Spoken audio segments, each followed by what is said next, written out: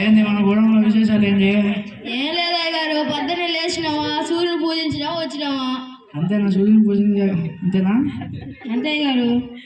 మా గూడెంలో సూర్యుని పూజించకుండా ఇంకెవరో దేవుని పూజిస్తానంట విన్నాను. అవునయ్య గారు. అవునా? దండోడు వేయించండి. సరే గారు. దండోడు వేయించండి. మన సూర్యుని తప్ప ఇంకే దేవుని పూజించకూడదు. పూజిస్తే మరణ శిక్ష ఉంటుందని దండోడు వేయించండి. ఏమిస్తామయ్య గారు.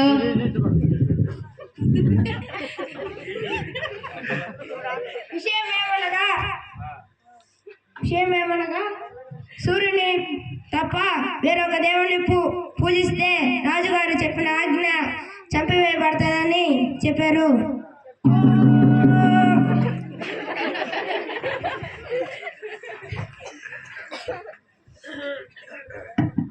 ఆ రీతిగా ధర చెప్పినట్లు సూర్యదేవుణ్ణి తప్ప ఇక మరి ఏ దేవుణ్ణి పూజించకూడదనే ఆజ్ఞ జారీ అయిన తర్వాత అదే గూడెంలో మాన్సింగ్, అతని భార్య, 2 పిల్లలు ఉండేవాళ్ళు.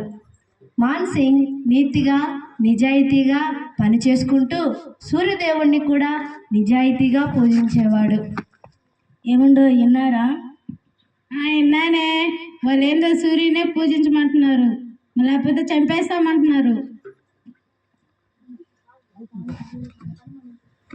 కానీ మనం పని మనం చూసుకుందామే. అలాగేనండి. అలాగున మాన్సింగ్ భార్య సూర్యదేవుణ్ణి పూజిస్తూ తన పని తాను చేసుకుంటూ ఉండేవాడు. అలాగున ఉన్నప్పుడు ఒక మిషనరీ ఆ గూడెంలోనికి యేసుక్రీస్తుని పరిచయం చేయడానికి వెళ్ళింది. అయ్యా వందనాలు. నా పేరు రీనా. నేను వేరే దేశం నుండి వస్తున్నాను. మీకు నేను నిజమైన దేవుని గురించి చెప్పాలనుకుంటున్నాను. నాకు కొంత సమయం ఇస్తారా? ఎవరమ్మా మీరు? ఇక్కడికి వచ్చినారు. మీరు మిమ్మల్ని కానీ చూసారంటే చంపేవేస్తారు. చూడండి, నన్ను చంపేవేసినా నాకు భయం లేదు. నిజమైన దేవుడి గురించి చెప్పాలని నేను ఆశపడుతున్నాను. ఆఖరి క్షణం వరకు కూడా నిజమైన దేవుని గురించి నేను తెలియజేస్తాను. మీరు ఏం చెప్పాలనుకున్నారో మా ఇంటికి వెళ్ళి చెప్తారా అన్నమ్మా?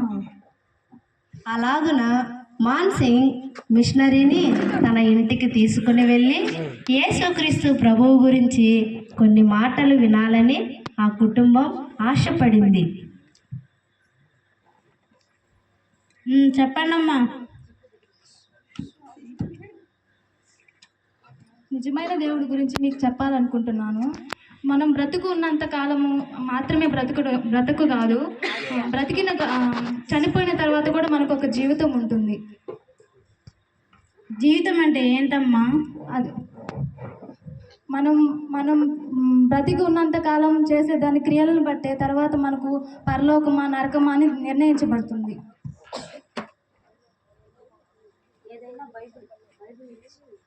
అయినా మాకు యేసయ్య గురించి చెప్పండి అమ్మా, మేము ఎలా తెలుసుకోవాలమ్మా?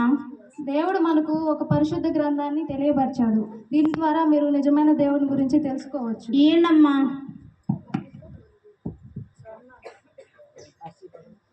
మీ కొరకు నేను ప్రార్థిస్తాను.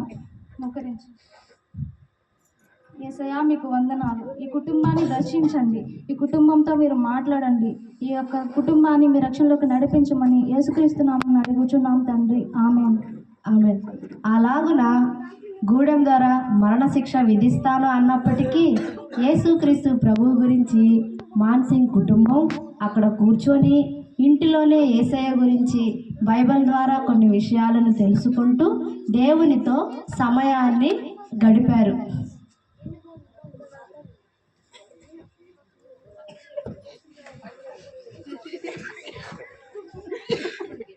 ఐదు రొట్టెలు 2 చేపలు 5,000 మందికి పంచాడు.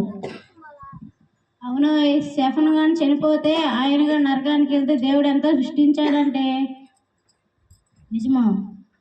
అవునా?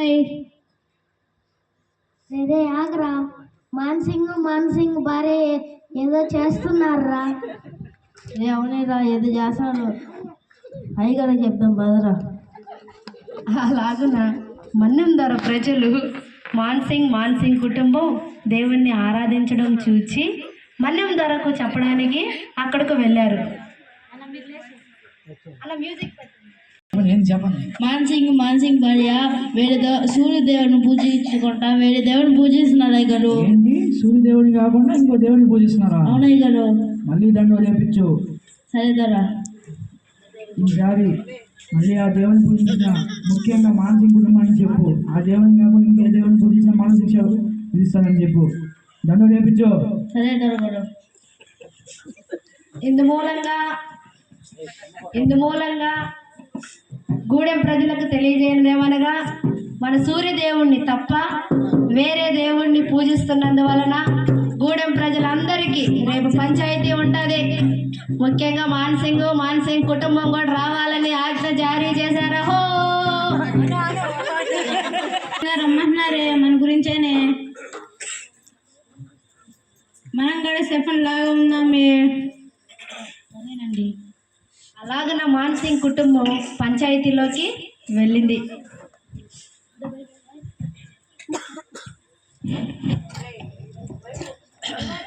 అయ్యగారు. ఏం మానసింగ్ సూర్యదేవుని కాకుండా ఇంకేదో దేవుని పూజిస్తున్నావంట?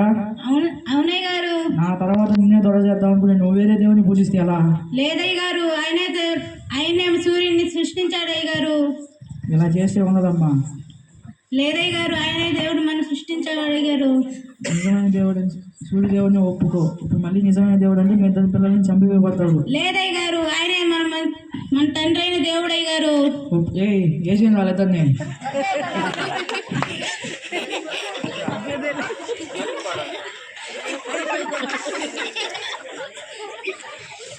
I have decided to follow Jesus. I have decided to follow Jesus. I have decided to follow Jesus. ఏం మానసింగ్ ఇప్పుడైనా ఒప్పుకుంటావా? లేదయ్య గారు, ఆయనే మన తండ్రి అయిన దేవుడు. బాగా చేసిండ్రా.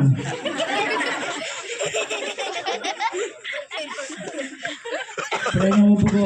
మీ భార్య ఇద్దరు పిల్లలు చనిపోయారు. ఇప్పుడైనా ఒప్పుకో. లేదయ్య గారు, ఆయనే మన దేవుడు తండ్రి. ఏమో చేసిండ్రా.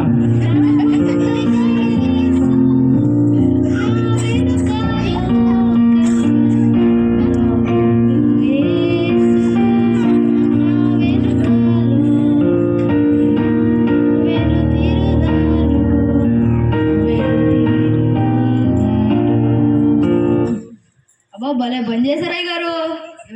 ఎవరో నాతో మాట్లాడుతున్నట్టు అనిపిస్తున్నారా?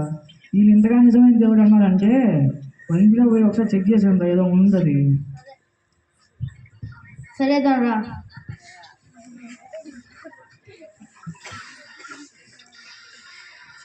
దొరా ఇదేదో పుస్తకం దొరికిందరా వాళ్ళ ఇంట్లో. చూద్దాం. అది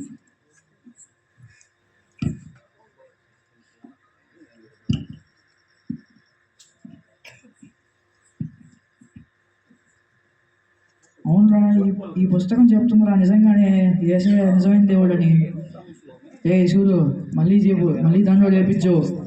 ఈసారి యేసయ్య నిజమైన దేవుడు అని.